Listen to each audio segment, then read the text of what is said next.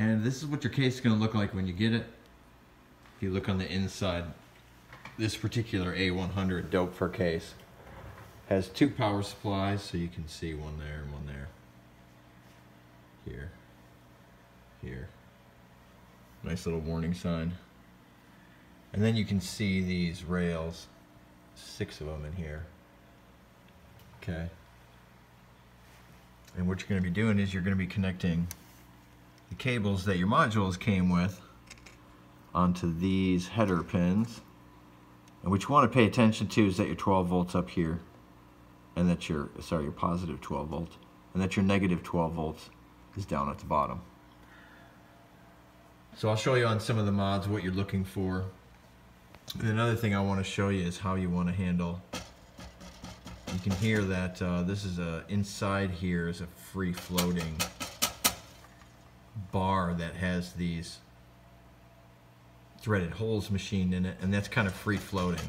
So you'll notice this first time you put this in your car, it's going to make a ton of noise, rattle around. So this particular case, these are split.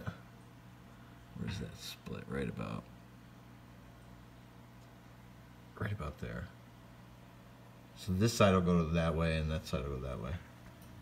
I did have some 3M screws and I did screw them down, but I want to move those because I just justified them to the left, and as you can see that kind of offsets things, and they didn't quite fit right on this side. I don't know if I have one shoved in there, but I'm going to try and level these out so that they're equal on both sides, and then I'll put these back in just to secure it while I'm putting the mods in. Okay.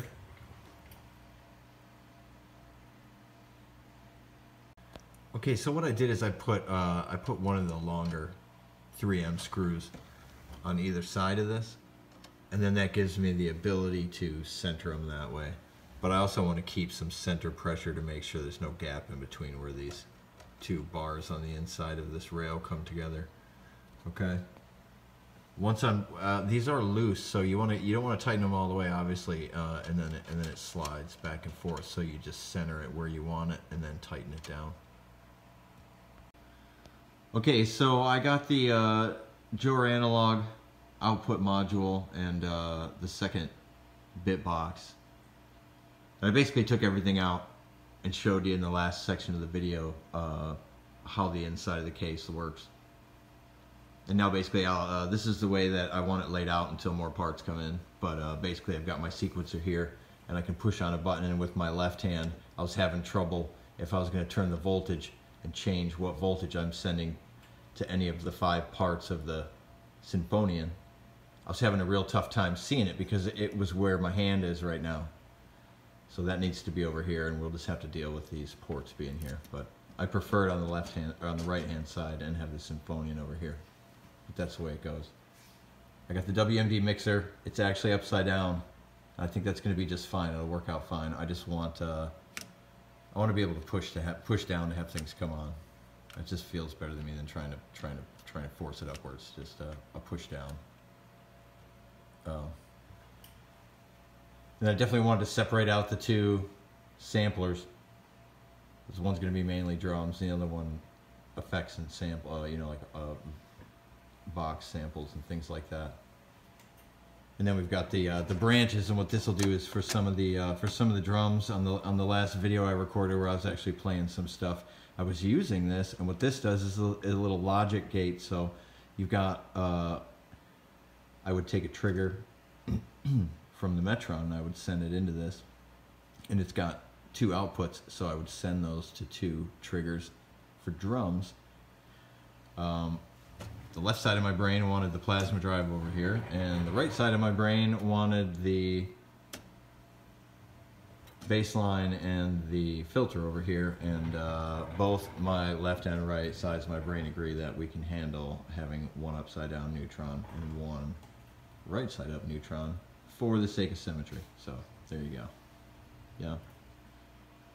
I think it's really funny that in modulargrid.net, when you build up your little case and plan things out, you can actually there's a little button you can flip your modules around, and I was tickled when I saw that. So, all right, well, I'm gonna the next thing I'm going to do is I'm going to plug all these in. I got them where I want them, but I'm going to plug them all in right now. And so before I showed you these headers on the inside, and I'll show you on the back what you're looking for. So there's going to be a red line, and you're going to want to look for something on the circuit board. This one says red stripe. You can clearly see it right there. Which, if they went through to say red stripe and they didn't put positive anywhere, you can pretty much assume that, oh, they did. They put the whole, here's your 12 positive. So that's the kind of thing you want to look for. And then you want to remember that that negative 12 volts was on the bottom. Negative 12 volts. Other companies, if we take this Lifeforms, for example, you can see, we'll get it in the light here. You can see I've only got one hand, but you can see a little plus right there, and you can see a minus right there. So same thing, red in that instance. And usually there's only one way to plug these in properly, because they're going to have a little groove. Yep.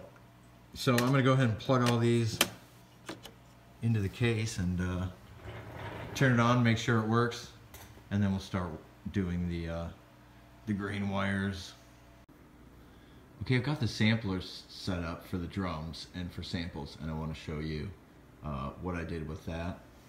I'm basically I'm saving channels 1, 2, 3, and 4, because these say 1, 2, and 3, and 4. So these are going to be my control voltages, and then these will be triggers for the synths that need them for control voltages. And if I have some extras, they'll just be for something else. I've got 8 of them here, 1, 2, 3, 4, 5, 6, 7, 8. And these go out and they go to the drum bit box. So this one will be mostly drums.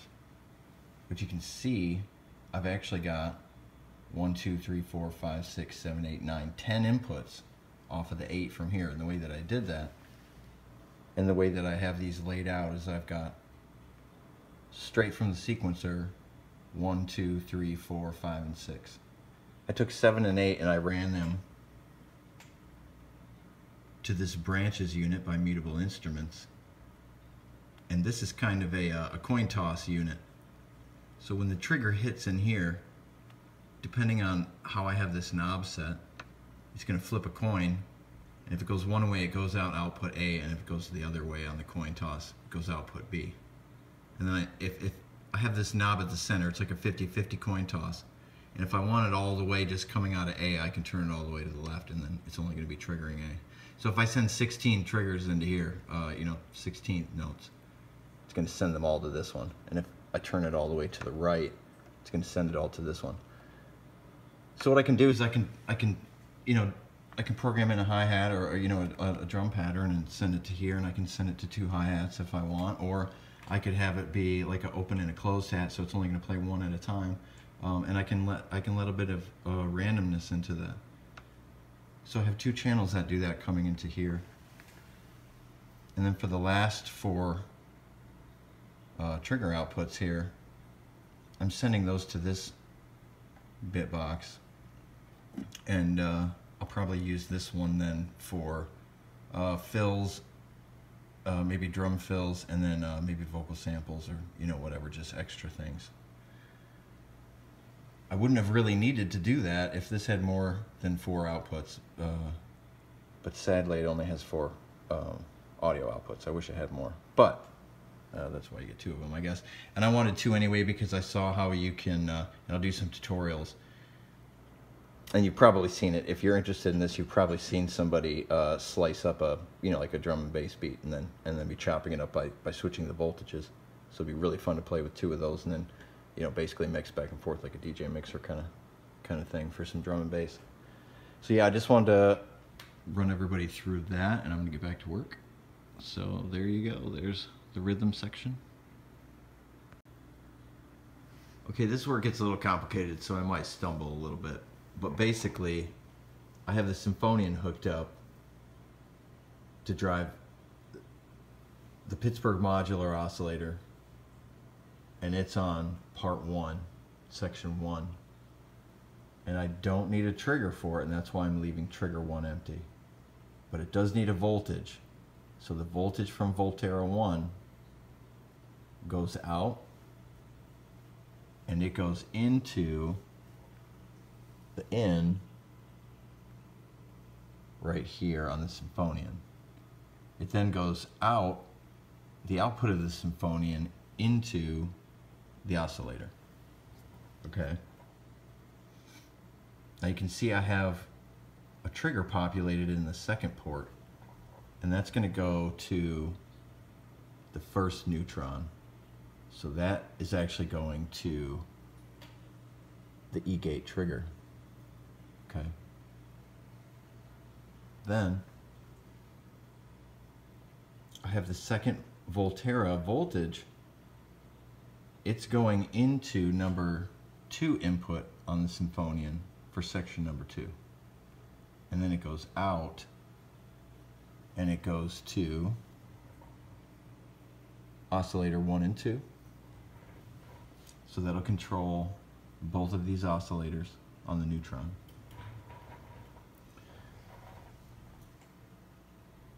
Okay, so coming out of the third trigger on the sequencer, that actually goes up to the second neutron, which you may notice I have upside down. My left and right brain agree that we can handle that. So, but that is going to go to also the E-gate 1. But the thing is, I don't have a voltage going to it. And the reason I don't have a voltage going to it is because this neutron is going to be driven by the Symphonian's arpeggiator, and it doesn't necessarily need an input. So I just have the out going into the oscillator 1 and 2 of the neutron. Okay? There's a couple other things that I have connected to the Symphonian right now, and I'll talk about that. So this is the master clock that I'm using for the system, and it has, if you can see it right there, that has a clock out. So the clock out is being sent to the clock in on the Symphonian. Now the reason you would want to do that is because if you keep this clocked, there is a step sequencer inside of the Symphonian, and its purpose is only to sequence the changing of chords, which is awesome. Okay, so that's what that's for. Now the other thing I've noticed is when, so let me zoom in here and try and brighten this up. Okay, so when this is playing, when I want to stop it, I hit record and I hit reset. And you'll see that it resets your sequence on there. But, I'm sorry, you'll see that it doesn't.